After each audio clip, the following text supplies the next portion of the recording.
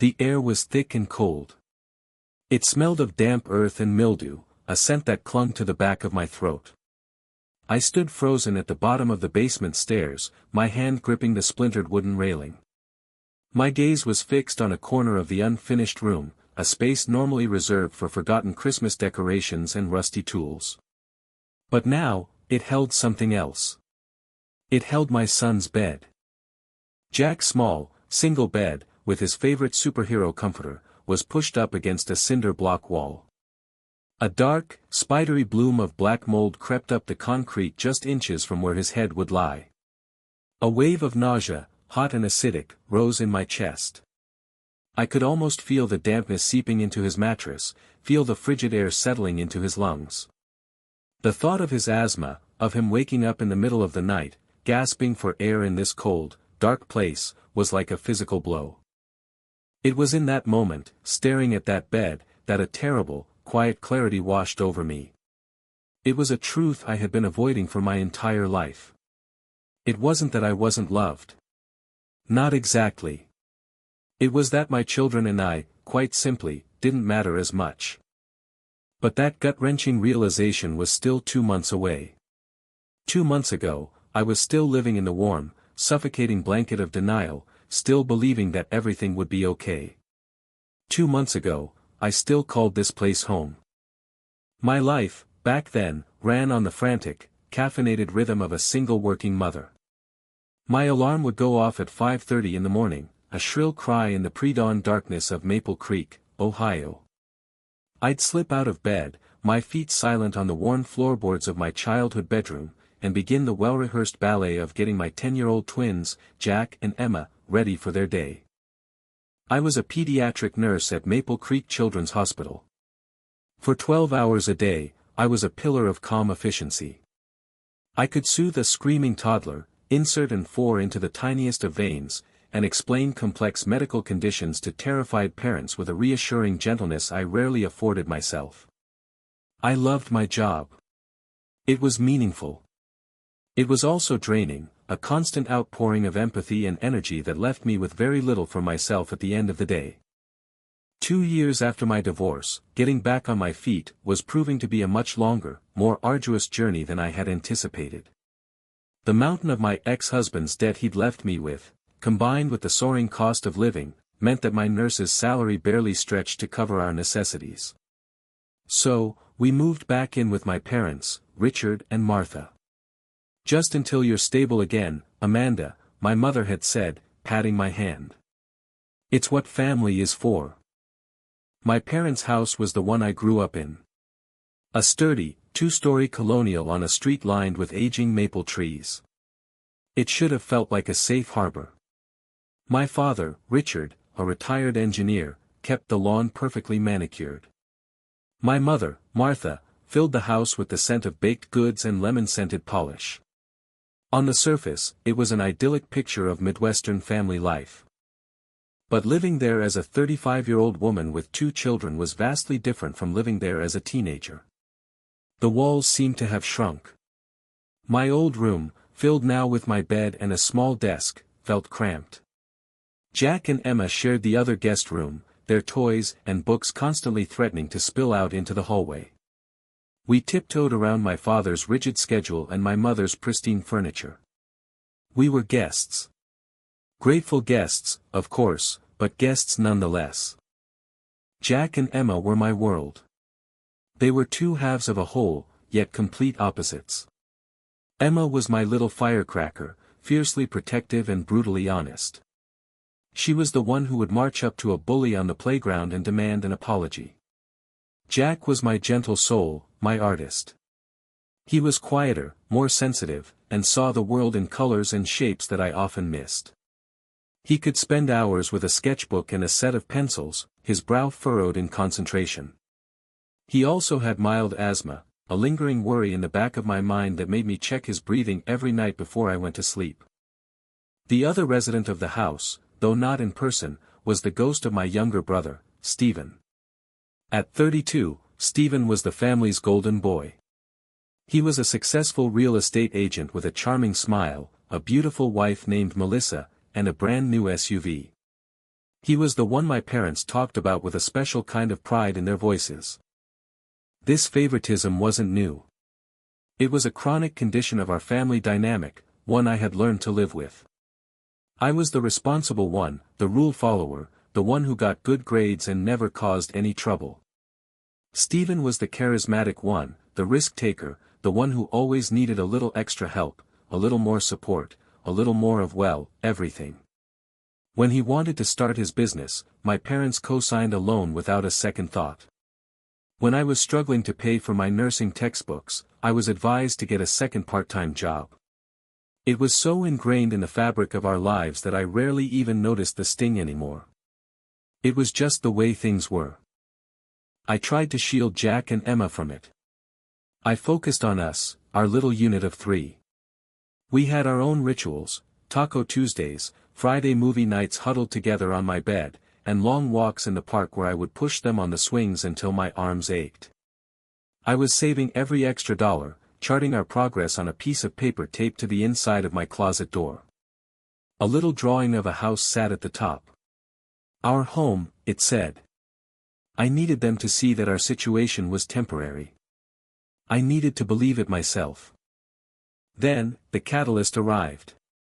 An 8-pound, 21-inch long catalyst named Ethan. My sister-in-law, Melissa, gave birth to a healthy baby boy. The first grandchild. Or rather, the first grandson. The first child of the golden sun. The shift in the household was immediate and seismic. It was as if a new sun had appeared in our family's solar system, and my parents, like 2 devoted planets, began to revolve exclusively around it. The first casualty was the formal dining room. It was my mother's pride and joy, a room with a polished mahogany table and a crystal chandelier that was used only for Thanksgiving and Christmas. Overnight, it was transformed into a secondary nursery. A shrine to Ethan. My parents spared no expense. A top-of-the-line crib was assembled against one wall, even though Stephen and Melissa lived a mere 20 minutes away. A designer mobile with gently rotating woodland creatures hung above it. A changing table, stocked with premium diapers and organic wipes, stood in the corner. Just so they have a proper place to care for him when they visit, my mother explained, her face glowing with a joy I hadn't seen in years. It's so much easier for new parents if they don't have to lug everything with them. I said nothing, just smiled and nodded as I thought of the foldable, second-hand playpen I used for my own babies when I visited. The phone calls to Stephen became daily, sometimes hourly. Is he sleeping? Did he like the new onesie we sent over? Richard found a study about the best classical music for infant brain development. Our weekend plans, the small pockets of time I treasured with my parents and my children, began to evaporate. A promised trip to the zoo was cancelled. "Oh, honey, I'm so sorry," my mother said over the phone, her voice distracted. "But Stephen's just overwhelmed. Melissa is exhausted, and he needs your father to help him install some new shelves for the baby's things." I looked at Jack and Emma, their faces already bright with anticipation. "Oh," I said, my voice flatter than I intended. "Okay, Mom. I understand." I hung up the phone and forced a smile. "Hey, guys. Change of plans. How about we make a super fort in the living room and watch movies all day?" Emma's face clouded over. "But Grandma promised the monkeys," she said, her lower lip trembling. "I know, sweetie. But Uncle Stephen needs their help right now. It's important to help family." The words tasted like ash in my mouth. They were the same words that had been used to justify a lifetime of small inequalities. Later that evening, after the kids were asleep, I walked past the dining room. The lamp on the changing table was on, casting a soft, warm glow on the pristine, untouched nursery. It looked like a page from a magazine. A perfect room for a perfect baby, the child of a perfect son. In that quiet, glowing room, I felt a familiar, unwelcome feeling. It wasn't jealousy. It was a feeling of invisibility. It was the quiet, sinking realization that in the story of this family, my children and I were becoming secondary characters, our needs and our feelings relegated to the background. And the main story, it seemed, was only just beginning. The slow creep of irrelevance continued, seeping into the smaller moments of our lives. It was in the way my mother would casually mention, "Oh, Melissa sent me the most adorable picture of Ethan today. He has Steven's chin, you know." She'd pull out her phone, her face lit with adoration as she showed me the photo. I'd look at Jack, sitting right there at the kitchen table, his own chin a perfect copy of mine, and a small, sharp pain would lance through my heart. He would just look down at his drawing, his pencil moving a little faster. I tried to combat it. I redoubled my efforts to create our own world within the walls of my parents' house. I bought a big jar and we started a future house fund, dropping in loose change and dollar bills. I created a chore chart that wasn't about chores, but about earning points for kindness and helping each other, redeemable for special outings that only involved the three of us. It was my way of building a fortress of self-worth around them, a place where they were the main characters. But the fortress was constantly under siege. Christmas arrived, and the disparity was laid bare beneath the twinkling lights of the tree. Jack and Emma received sensible gifts, new pajamas, books, and a shared board game. They were grateful, their thank yous polite and genuine. Then, my parents unveiled their gift for 6-month-old Ethan. It was a handcrafted, wooden rocking horse, imported from Germany. It was a beautiful, heirloom-quality piece that cost more than my monthly car payment. "It's something he can grow into," my father said, his chest puffed with pride as he watched Stephen unwrap it. "An investment." Emma, ever the pragmatist, whispered to me, "He can't even sit up by himself." I squeezed her shoulder gently, a silent plea to let it go. The criticism, once subtle, also became more direct. My father started questioning my parenting. "Are you sure they should be eating that much sugar, Amanda?" I read an article about processed foods. This, from a man who considered a donut a perfectly acceptable breakfast. My mother would chime in with, "They seem to stay up so late. Little Ethan is on a very strict schedule. Melissa says it's crucial for their development." Each comment felt like a tiny paper cut. Insignificant on its own, but collectively, they bled me dry. I felt my patience wearing thin, my smile becoming more brittle. The house was no longer a temporary sanctuary, it was a pressure cooker, and the heat was being turned up, degree by painful degree. The breaking point, the moment that shifted the entire landscape, came on a Sunday evening in late January. We had just finished dinner. The air was thick with the scent of roast chicken and unspoken tensions. Stephen and Melissa were over, as they often were. Ethan, bless his quiet heart, was asleep in his travel bassinet in the living room. Stephen cleared his throat, a sound that commanded immediate attention. He had that look on his face, the one that meant he was about to announce something he considered brilliant, something everyone else was simply expected to accommodate. "So, Melissa and I have some big news," he began, beaming at my parents. "We've decided to pull the trigger on a major home renovation. Adding a whole new master suite and redoing the kitchen. It's going to be incredible for the property value." "Oh, Stephen, that's wonderful," my mother exclaimed, clapping her hands together. "That's a smart move, son," my father added, nodding in approval. "Good investment." I braced myself. I knew this wasn't just a casual announcement. "The thing is," Stephen continued, his gaze flicking to me for a fraction of a second before settling back on our parents, "the contractor says we'll need to be out of the house for the heavy demolition and construction phase. They're estimating it'll be about 6 to 8 weeks. The air in the room went still. I felt a cold dread snake its way up my spine. I knew what was coming. I saw the answer in my mother's eyes before the question was even fully formed. Melissa, who had been quiet until now, spoke up in a soft, demure voice. "We were hoping, we were wondering if maybe we could stay here for a little while. Just until the dust settles. It would be so much easier with Ethan, being with family." My mother's face broke into a radiant smile. Of course. Of course you can stay here. This is your home. There's plenty of room. My fork clattered onto my plate. Plenty of room? I wanted to laugh. Jack and Emma were crammed into one bedroom. I was sleeping in another. We were already living on top of each other. Where, exactly, was this abundance of space she was referring to? Mom, I started, my voice tight. Hang on a second. Where would they stay? My father waved a dismissive hand, as if I were a child asking a silly question. Don't worry about the logistics, Amanda. We'll figure it out. Stephen can take the main guest room. The main guest room. My children's room. And where are Jack and Emma supposed to go? I asked, my voice rising despite my best efforts to keep it level.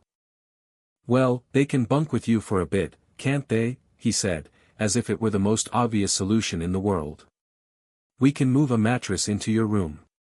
It'll be a little adventure for them. A slumber party. An adventure. He was describing uprooting my children, cramming all three of us into a single, small room, as an adventure. I looked at Stephen. He wouldn't meet my eyes. He was busy smiling at Melissa, patting her hand reassuringly. Dad, that's not realistic, I said, the words feeling sharp and foreign in my mouth.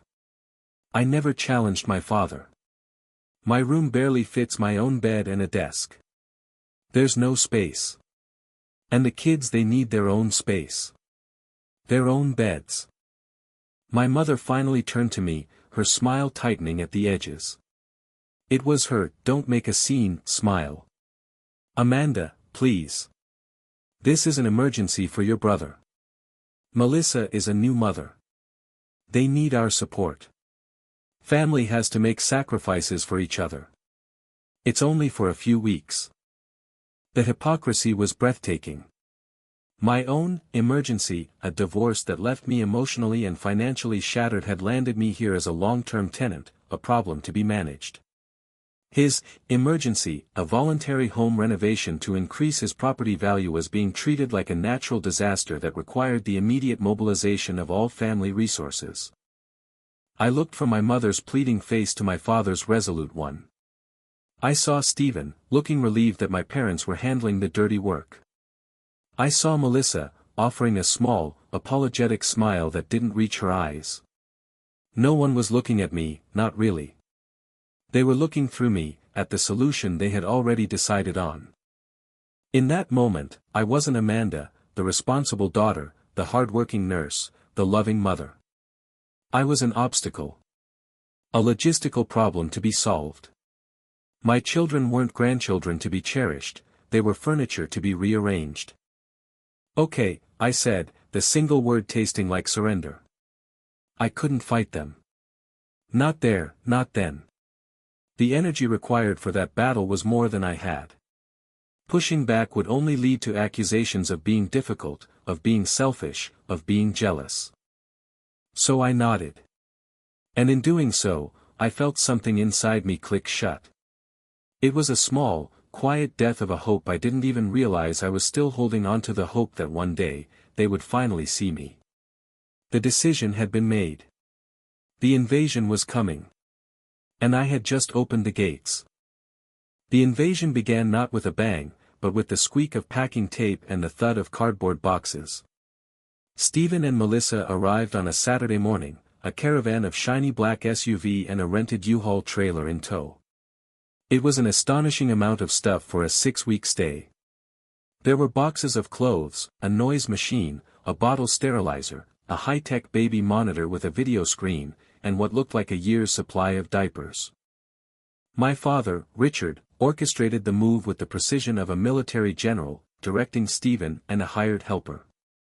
Let's get the crib set up in the guest room first, he boomed. Priority 1. Jack and Emma's room, their little haven, was dismantled before their eyes. Their beds were unceremoniously pushed against one wall to make room for the larger, more ornate crib.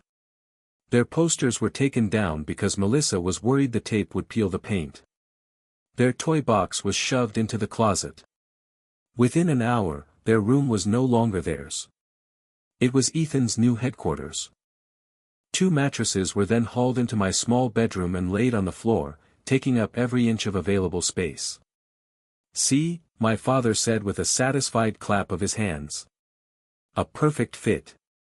It'll be cozy." Cozy wasn't the word I would have chosen. Suffocating was more accurate. That night, lying in my bed, I listened to the sounds of my children's breathing, so close I could feel the rise and fall of their chests. I felt like I was failing them, that my inability to provide a proper home had led them to being treated like displaced persons in their own grandparents' house. Life under the new regime was governed by one, singular, unassailable law: the baby might be sleeping.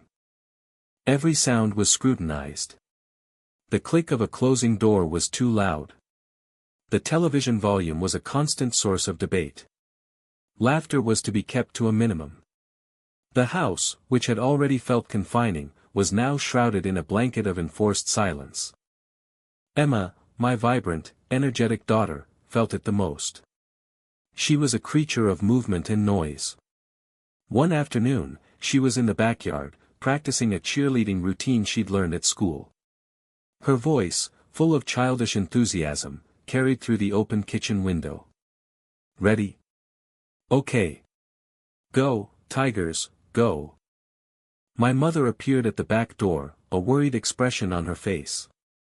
"Emma, honey," she said, her voice a stage whisper. "A little quieter, please. Ethan just went down for his nap." Emma stopped, her pom-poms drooping. "But I'm outside," she said, confused. "I know, dear, but the sound travels. Melissa is having a hard time getting him to settle. Let's find a quiet activity to do inside, shall we?" I watched from the kitchen as Emma's bright spirit seemed to dim. She trudged inside, her shoulders slumped, and sat on the couch with a book she had no interest in reading. The joy had been vacuumed out of her afternoon. My mother, satisfied that peace had been restored, went back to folding Ethan's tiny laundry. She didn't seem to notice that in protecting one grandchild's sleep, she had trampled all over another's happiness. Jack's struggles were quieter, but no less profound. His art was his voice, his way of processing the world. The living room coffee table had always been his unofficial studio. He would spread his paper and colored pencils out, meticulously working on his intricate drawings of fantasy creatures and futuristic cities. But now, the living room was a minefield of baby paraphernalia. A swing, a bouncer, and a play mat covered the floor.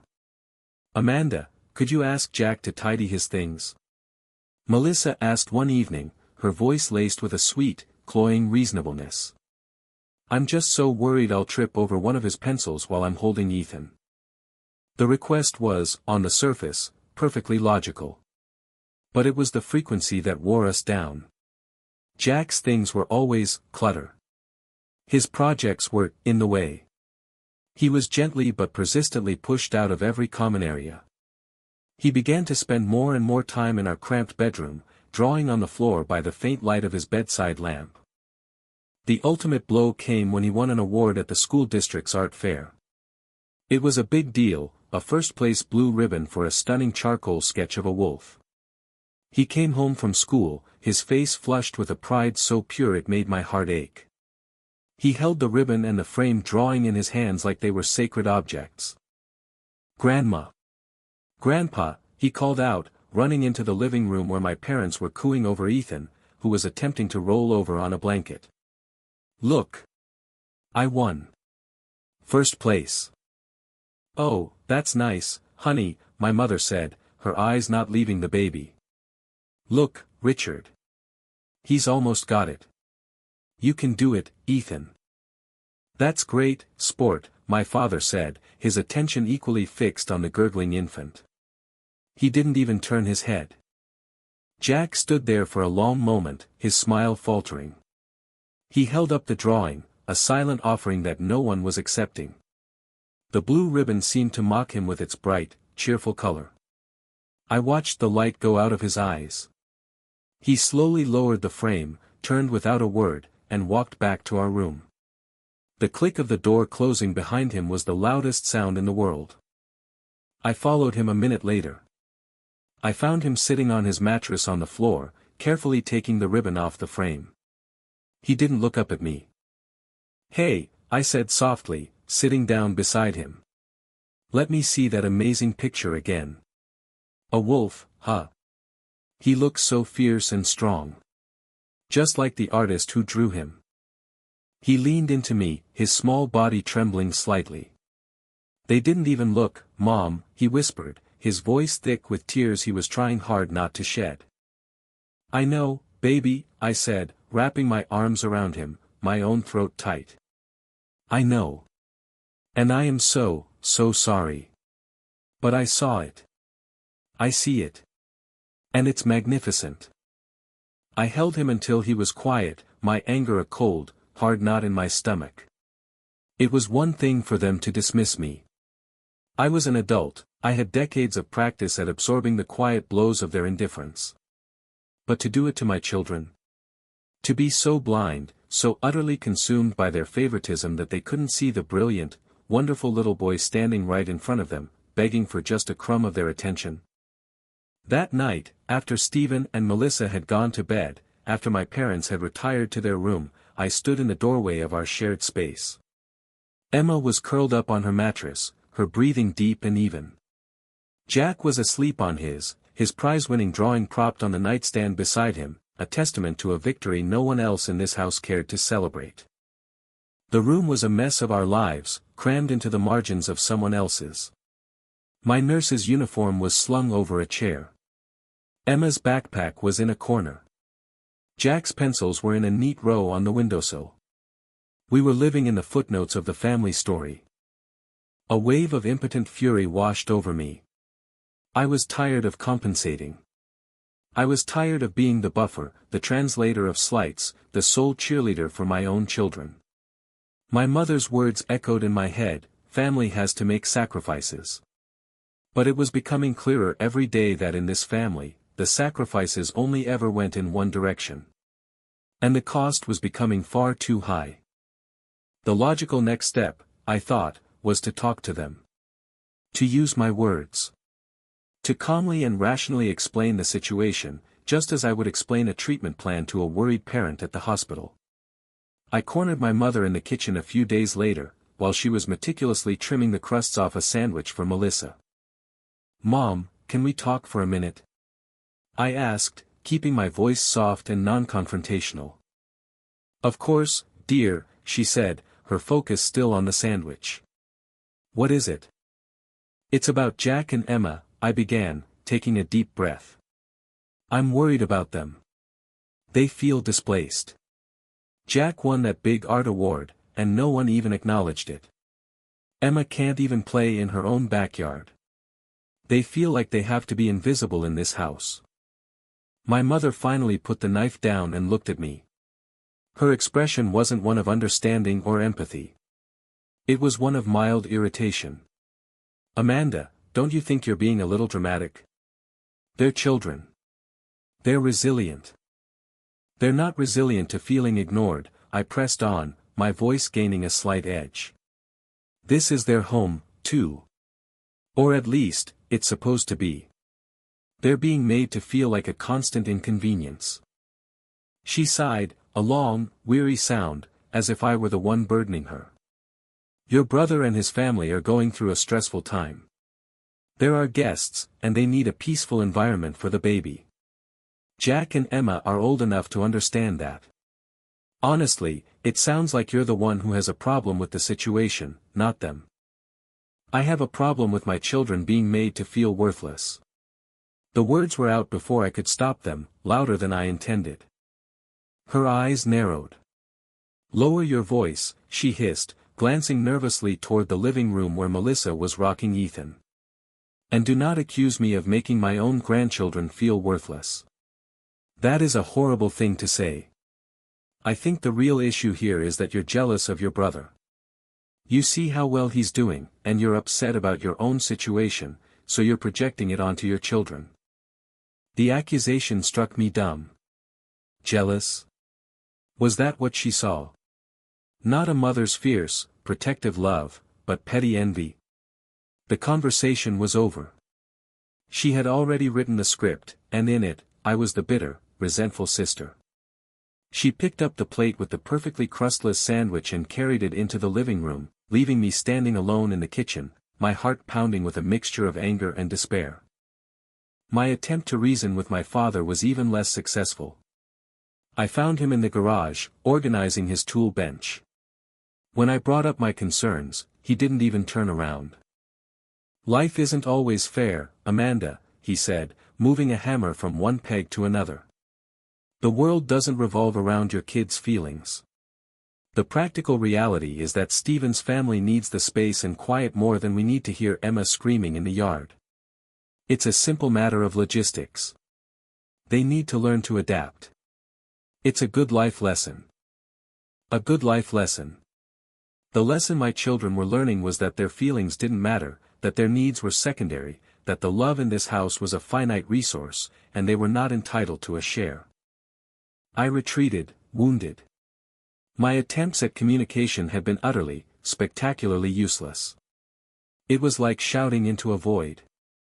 They weren't listening. They couldn't, or wouldn't, see beyond the golden glow of their favorite son. The turning point, the moment a tiny, radical seed of an idea was planted, came during a lunch break at the hospital. I was sitting in the cafeteria with my best friend, Nancy.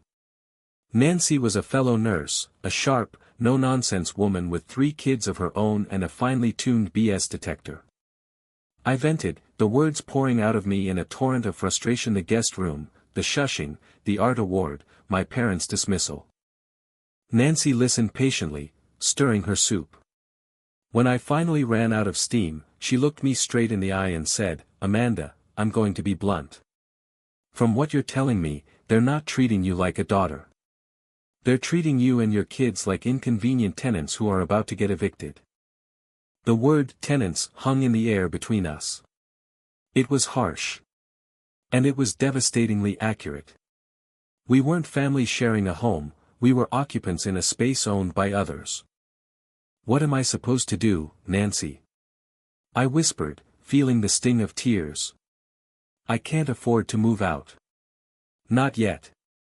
I'm barely saving anything as it is." "Are you sure about that?" she asked, her gaze unwavering. "Have you actually looked? Like, really looked? At rentals?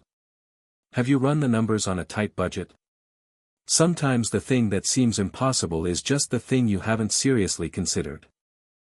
I left the cafeteria that day with her words echoing in my head. Inconvenient tenants. The thought was humiliating, but it was also liberating. If I was just a tenant, then I wasn't bound by the messy, unspoken rules of family obligation. A tenant could leave. A tenant could find a new place to live. Later that week, I had my regular phone call with my Aunt Susan, my mother's younger sister who lived in Arizona. She was the one member of the family who seemed to exist outside the gravitational pull of my parents' favoritism. I told her what was happening, trying to keep my voice light, as if it were all a comical series of unfortunate events. She didn't laugh.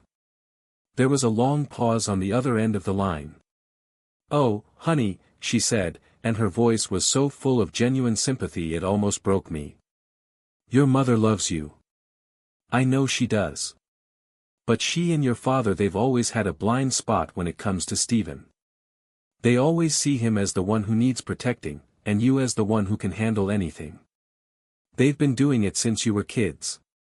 They're not going to change." Hearing it from her, from someone who had witnessed it for decades, was a profound validation. It wasn't me. I wasn't being overly sensitive. I wasn't jealous.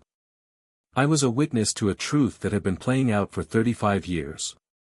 They're not going to change.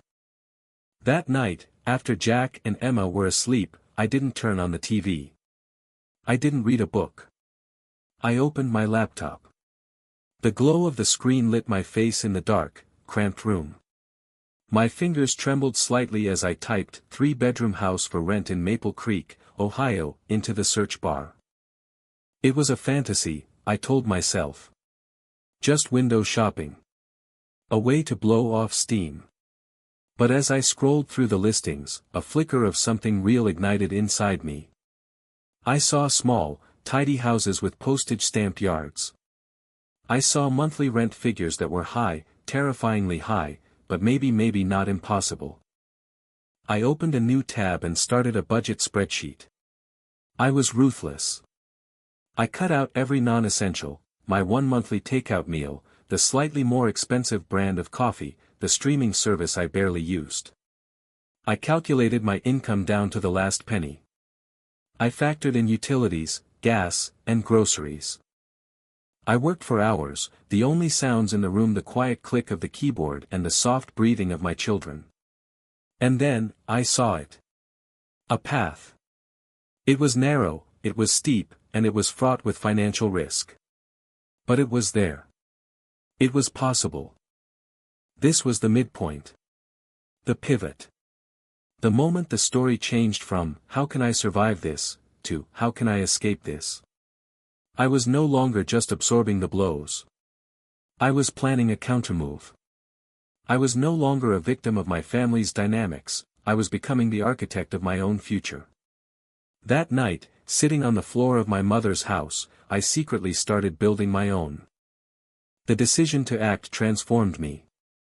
A new, secret energy coursed through my veins, a potent cocktail of fear and hope. My life now had a dual purpose. On the surface, I was still Amanda, the compliant daughter, the tired mother. I smiled politely when Melissa talked about the new, imported Italian tile for their master bathroom. I nodded when my father gave me unsolicited advice on how to be more frugal. I moved my car without complaint when it was blocking Steven's SUV. I played the part of the good, accommodating family member. But underneath, a quiet rebellion was brewing. My laptop became my command center. During my lunch breaks, I wasn't just eating, I was scanning rental listings, comparing utility costs, and mapping out distances to the kids' school. I called a real estate agent, a woman named Carol, whose face I'd seen on "For Rent" signs all over town. I spoke to her in hushed tones from the hospital parking lot, my heart thumping with the thrill of my own audacity. My situation is a little complicated, I told her, deliberately vague.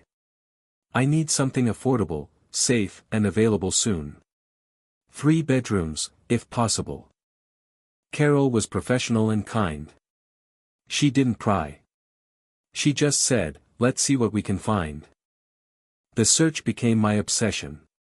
It gave my days a secret meaning, a hidden structure. Every passive-aggressive comment from my mother, every dismissive gesture from my father, every new demand from my brother and his wife, they were no longer just painful slights. They were fuel.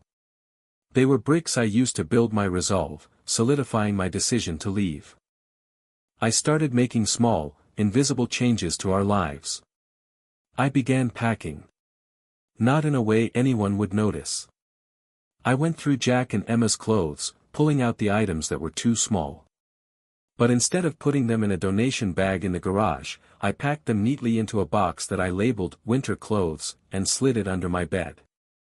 I sorted through old books and toys, creating a keep pile that was, in reality, a pack pile. The house was already so cluttered with our combined belongings that my secret preparations went completely undetected. Jack and Emma, though unaware of my master plan, could sense a shift in me. I was more present with them. When we were in our cramped room, I was fully there. We read more stories. We had whispered conversations in the dark. I would tell them about the future.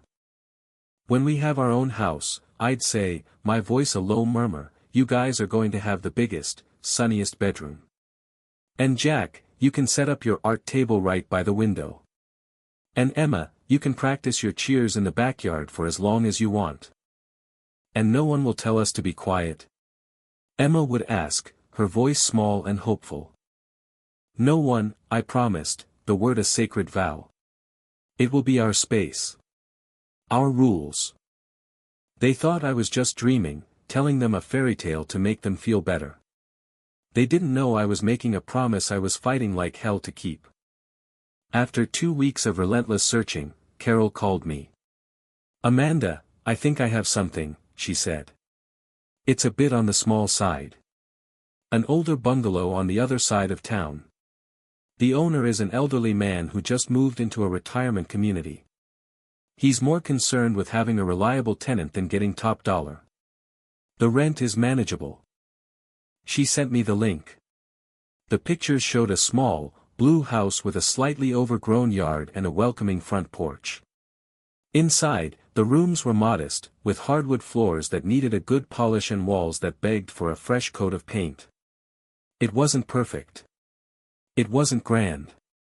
But when I looked at the photos of the sunny back bedroom, I could see Jack's art table by the window. When I looked at the small, grassy backyard, I could hear Emma's joyful shouts. It was everything. "I'll take it," I said, my voice shaking. "Don't you want to see it first?" Carol asked, surprised. "I don't need to," I replied. "It's perfect."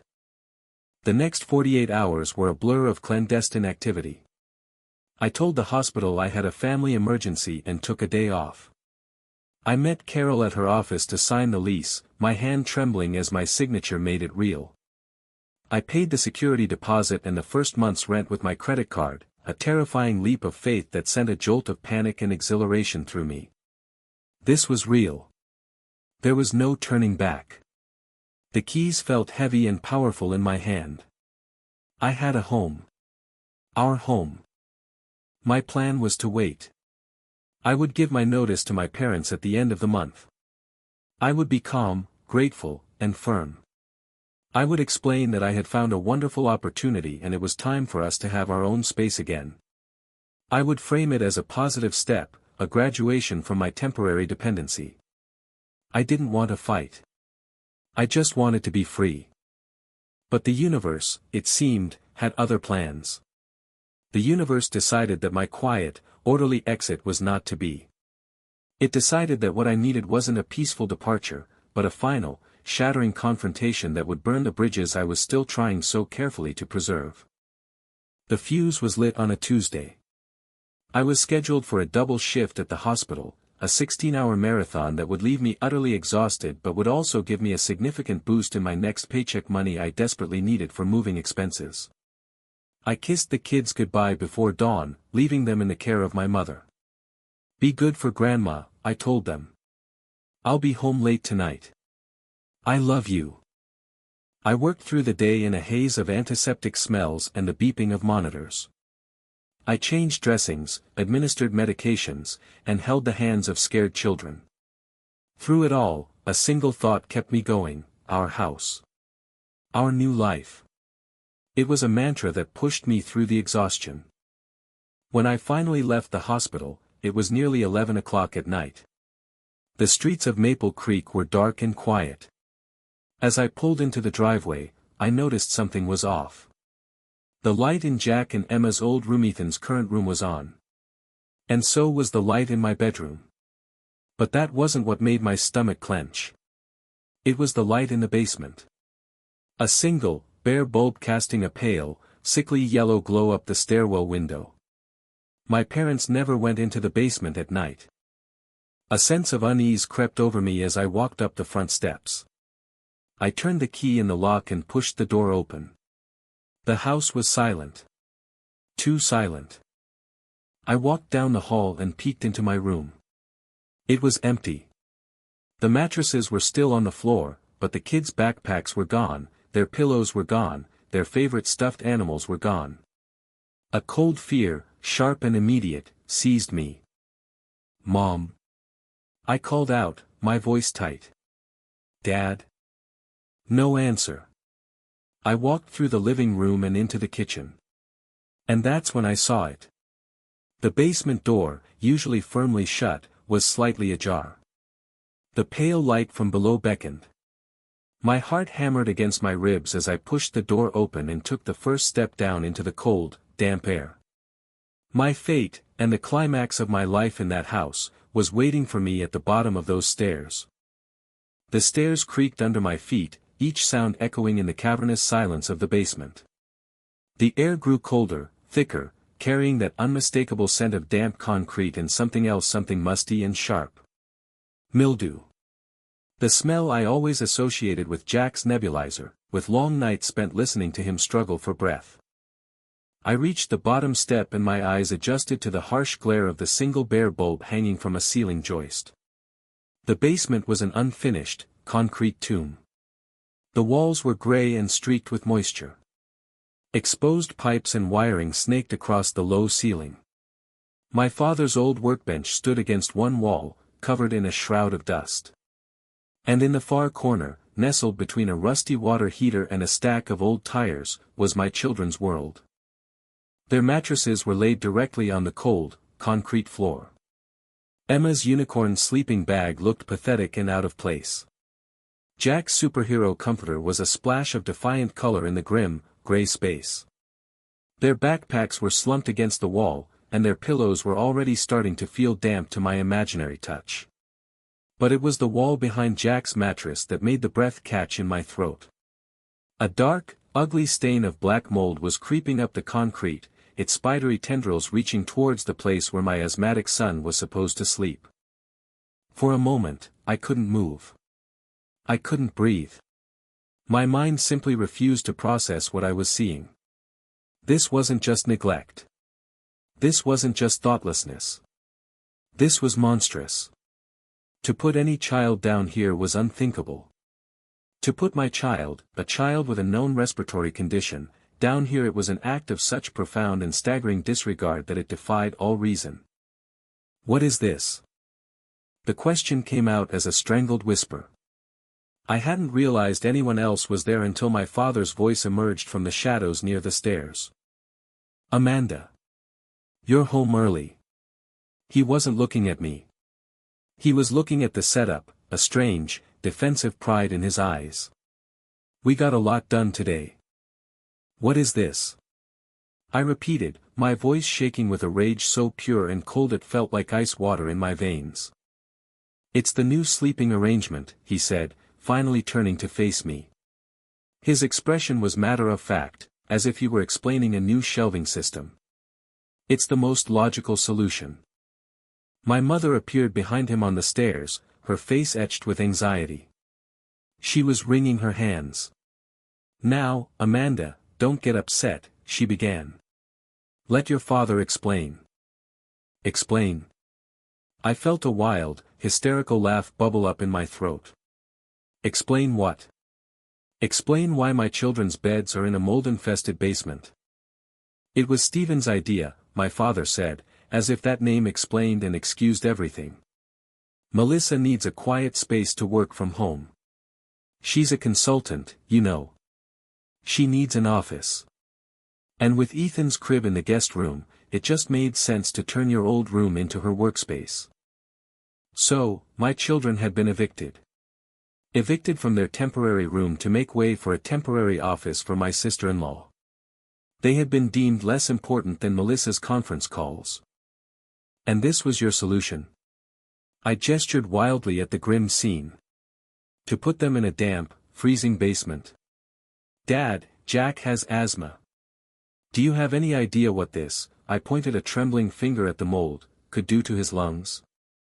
My father scoffed, a sound of pure dismissal. Oh, it's not that bad. We'll put a dehumidifier down here tomorrow. He'll be fine. Kids are tough. He is not an inconvenience you can just store in the cellar.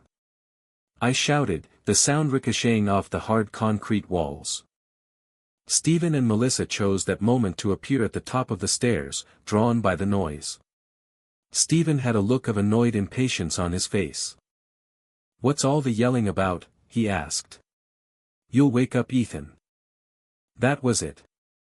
That was the final, unforgivable straw.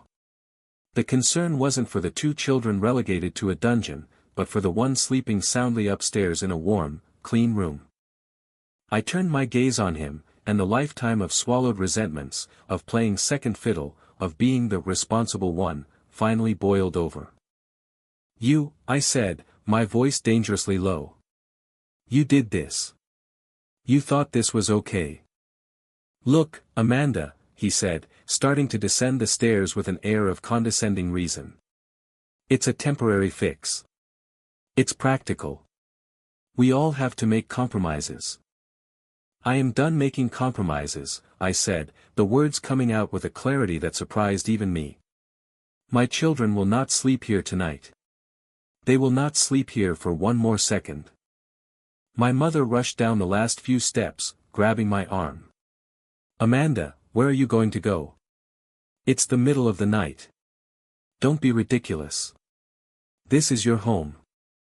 No, I said, pulling my arm from her grasp.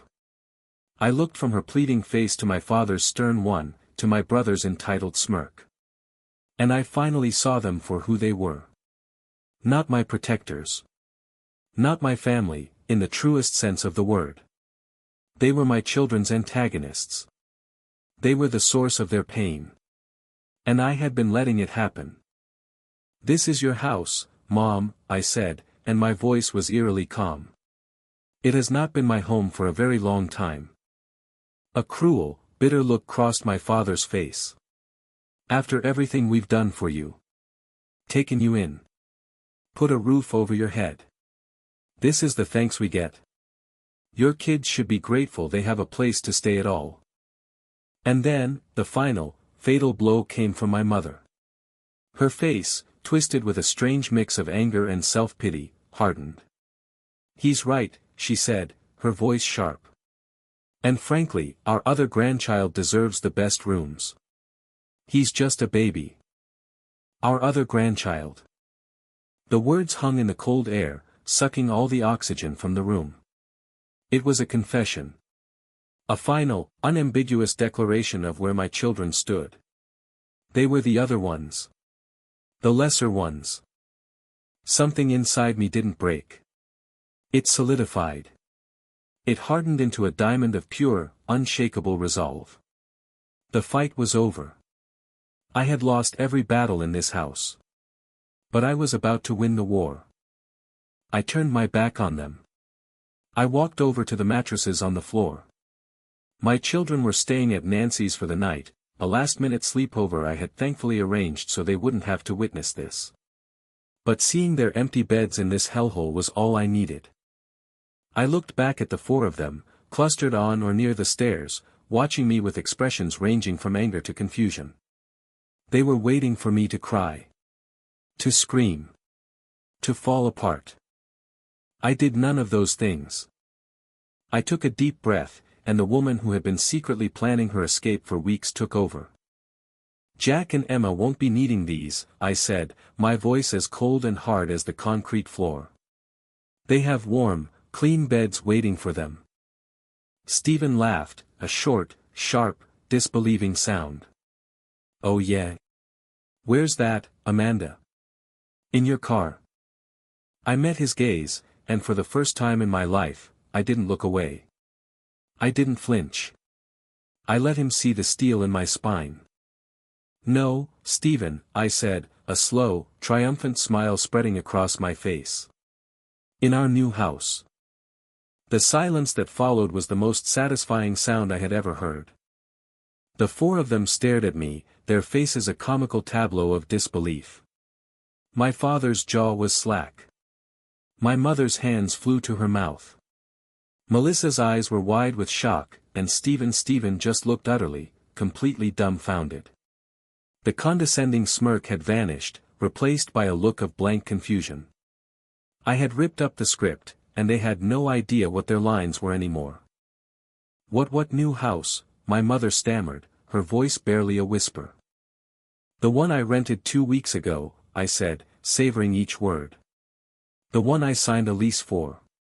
The one where my children will have their own sunny bedrooms. The one where their artwork will be framed and hung on the walls, and where their laughter will be the only sound that matters. My father found his voice first, and it was laced with angry suspicion. You can't afford a house. You're lying. Am I? I replied, my newfound calm a weapon they had no defense against. It's funny, isn't it? When you stop paying for your brother's new hobbies and bailing him out of his mistakes, it turns out you have more money than you think. I didn't look at Stephen, but I felt his eyes on me. I was rewriting not just my future, but their version of my past. I didn't wait for another question. I turned and walked back up the stairs, my steps firm and steady. I moved past them as if they were statues, ghosts in a house that no longer belonged to me. The power dynamic had shifted so violently it was almost dizzying. For my entire life, I had tiptoed around them. Now, they were parting to let me pass. "Amanda, wait," my mother cried, her voice cracking with desperation. "You can't just leave. What will people say?" I stopped at the top of the stairs and looked down at her. "I don't care," I said. And the most beautiful, liberating thing was that it was true. Their opinions, which had once been the sun my entire world orbited, were now nothing more than distant, dying stars. I went to my room, Melissa's new office, and began to move with a quiet, focused efficiency. There was nothing for the kids to pack. Their belongings were already in the basement or, thankfully, in their sleepover bags at Nancy's. I grabbed my own duffel bag and started throwing in my clothes, my toiletries, the few personal items that had made this room bearable. The sound of my brother's footsteps pounded down the hall. He appeared in the doorway, his face red with a mixture of anger and panic. "You can't do this," he said, blocking the exit. "This is insane. You're going to tear this family apart over a couple of mattresses." "No, Stephen," I said, not pausing in my packing. This family was already torn. I just decided to stop holding the pieces together for everyone else. "You wanted this room. It's all yours.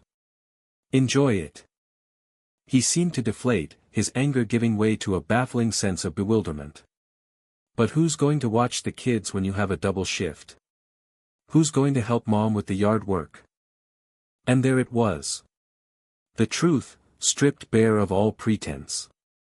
His panic wasn't about the family falling apart. It was about his support system being dismantled. I wasn't just a sister to him, I was a resource. Free childcare. An extra pair of hands. A buffer between him and our parents' expectations. My departure wasn't a tragedy, it was an inconvenience. "I guess you'll have to figure that out," I said, zipping my bag shut. I walked towards the door. "Excuse me." He didn't move. For a second, I thought he would physically stop me. But I met his gaze with a look so devoid of fear, so full of finality, that he flinched and stepped aside. I spent that night on Nancy's couch, a lumpy, uncomfortable surface that felt more like home than my own bed had in years. I didn't sleep. I just lay there, staring at the ceiling, replaying the scene in the basement over and over. There was no regret. There was no sadness. There was only a profound, earth-shattering sense of relief, as if a 2-ton weight I didn't even know I was carrying had been lifted from my shoulders. The next few days were a whirlwind. Nancy, a true angel in human form, helped me rally the troops. A couple of other nurses from the hospital, friends of ours, showed up at my parents' house with a pickup truck on Saturday morning. The confrontation I had been dreading was surprisingly subdued. My parents were in the living room, looking pale and exhausted. My father just sat in his armchair, staring blankly at the television. My mother, her eyes red and swollen, tried one last, desperate appeal. "Amanda, please, just think about this," she pleaded, her voice hoarse. We can move the beds back upstairs." "It was never about the beds, Mom," I said, my voice gentle but firm. I wasn't angry anymore. I was just done. It was about the fact that you thought the basement was an acceptable choice in the first place. I didn't wait for a reply. I walked down to the basement with Nancy to direct the small moving crew. We worked quickly, grabbing the mattresses, the boxes of clothes I had secretly packed, the kids' toys. Stephen and Melissa were nowhere to be seen. They had made themselves scarce, unable to face the consequences of their own selfish request. As we carried the last box out, I took a final look around the house. The pristine furniture, the polished floors, the suffocating silence. It wasn't a home. It was a museum, dedicated to a version of family that had never really existed. We drove across town to the little blue bungalow. It was dusty and smelled of stale air, but as I unlocked the front door and sunlight streamed into the empty living room, I felt a sense of peace settle over me.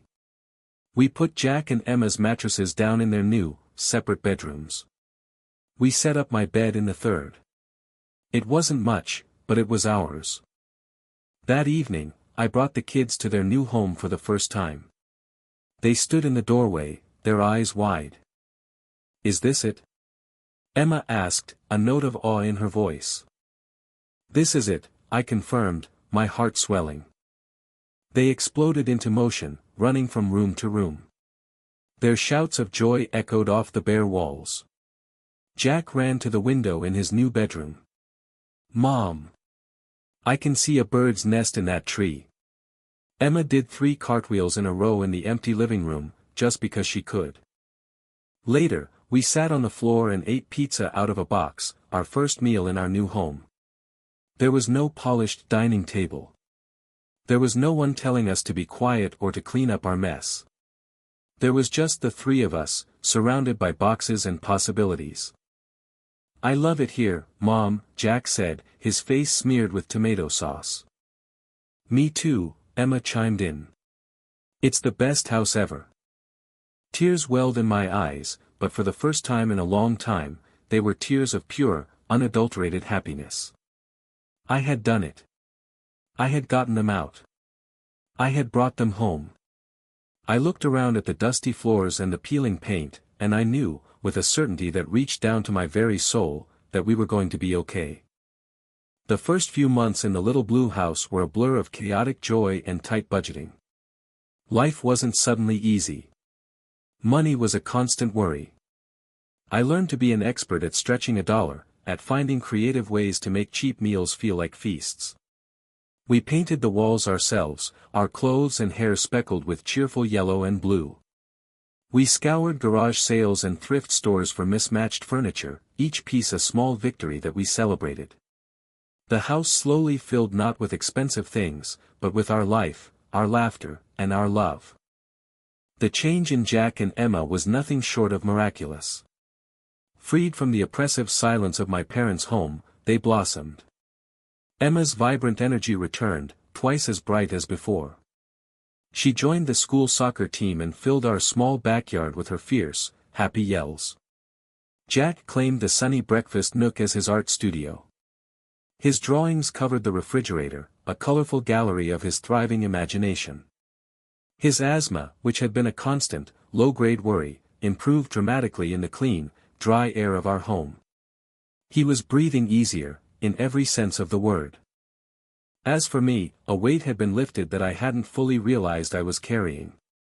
My work at the hospital felt different. I left my stress at the door when I came home, no longer bracing for the emotional minefield that awaited me. My superiors noticed the change. I was more focused, more energetic. 6 months after our move, a senior nurse position opened up on my floor. I applied, my confidence bolstered by my newfound independence. And I got it. The promotion came with a better schedule, more regular hours, and a significant pay raise that finally allowed us to move from just surviving to truly living. The silence from my family was deafening at first. For weeks, I heard nothing. Then, the phone calls started. Not from my parents, but from Stephen. His calls were a strange mix of blame and desperation. Without me as the family's built-in support system, his perfect life was beginning to show cracks. Melissa, unaccustomed to having no help, was overwhelmed. The stress of the renovation, combined with a newborn and no free babysitter, had pushed their marriage to a breaking point.